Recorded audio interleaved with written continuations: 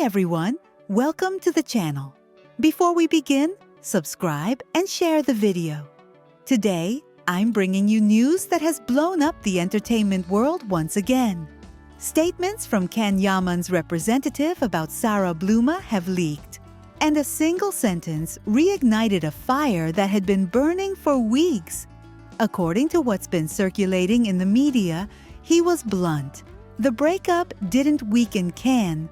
On the contrary, it made him stronger, more determined, and more self-critical. And of course, when it comes from someone known for speaking rarely, the impact multiplies. But the most explosive part isn't only what it implies about Sara. It's also who gets pulled in along the way. Demet Özdemir, and even the Yaman family, because everyone asked the same question. Was this a defense or a long overdue settling of scores? Behind the nice headline, there's another picture people talk about too, that in the first days Can wasn't as solid as many believed. There's talk of sleepless nights, canceled plans, half-finished projects, emotional ups and downs. Even a moment when he struggled to focus on work, shut down, and distanced himself from those around him. But according to these versions, there was a turning point. He stopped and decided not to remain trapped in that story. And then, what looked like a collapse became a quiet transformation. After that came the reset in his career, revisiting plans, international projects, brand collaborations, image strategy, everything scrutinized. The message taking shape is clear. A more selective, more controlled, more distant Can is emerging. Fewer events, fewer photos with just anyone, and a private life kept away from the spotlight. For many, that isn't coldness. It's a conscious decision to change chapters and stop living for the noise. And here comes the debate that won't die. Did that relationship with Sara harm him or set him free? The answer attributed to the representative sounds harsh. During the relationship, Can lived on the defensive, forced to explain his decisions and his private life. And after the breakup, that pressure disappeared. For some, that's an elegant attack on Sara. For others, it's an indirect admission that the bond weighed on him professionally too.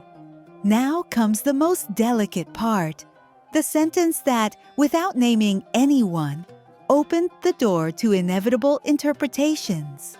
Something was said along the lines that Can grows alongside women who help him understand what he lost and what he gained. In gossip circles, almost everyone connects this to Demet Özdemir, because for years it's been repeated that his most stable and brightest periods coincided with that time. And you know how it works. The name isn't said, but everyone thinks they recognize the shadow. Some sum it up like this: it's not nostalgia, it's comparison. And in these kinds of stories, comparison is always a form of revenge. Meanwhile, the family is back at the center. Old comments from his mother, Guldem Yaman, resurface when she allegedly said that relationship was exhausting her son. And according to people close to them, after the breakup, family ties strengthened, calm meals, conversations without conflict, and that quiet idea repeating backstage that Can returned to being the family's son. And Sara? She's silent. But they say she's furious. Her circle supposedly reads all of this as an unfair distribution of blame. When things were good, no one spoke. When it ended, the burden fell on her. It said she feels used as a scapegoat, sees the statements as slander, and is deeply hurt. The question is whether that silent anger will turn into a public statement. And it doesn't end there. Another version going around is that Sara never truly managed to integrate into Can's closest circle, and that now, after the breakup, he has built a new wall that doesn't only block the press, it also cuts off old connections. And that, they say, fuels Sara's anger even more. Demet, on the other hand, keeps to herself. Total silence. No explanations, no hints, no indirect messages. But we know how silence is read in this world. Often, it's the loudest sound. The storm didn't end, it only changed shape. Can appears less and speaks less, but people watch him with even more obsession. Sara doesn't speak, but the tension is felt. And Demet, without lifting a finger, remains at the center of the spotlight. That's why the line repeated most in the corridors is unsettling. This story, among the three of them, didn't end. It only changed stages. And now, everyone is waiting for the next move. Because after these statements, the public split. Some see courage and realism. Others see a late defense that leaves Sara as the problematic one. But they agree on one thing. Can came out of this phase different. He didn't break. He rebuilt himself. And that, for better or worse, reopens a chapter many thought was closed. What I pick up when I read these comments is pretty direct.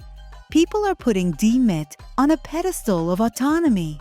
Demet doesn't need Can. She shines on her own. And at the same time, they're pushing the story toward an emotional closure. New year, wishes, start from zero. Leave behind what hurts. May someone arrive who truly loves you. And I'm not saying that as a reproach. I'm saying it because that's how the public reacts when it feels an artist is carrying too much. They hug her, protect her, elevate her. But if I have to give my opinion, I think the point almost no one faces head-on is Can Yaman. Because something particular happens with Can.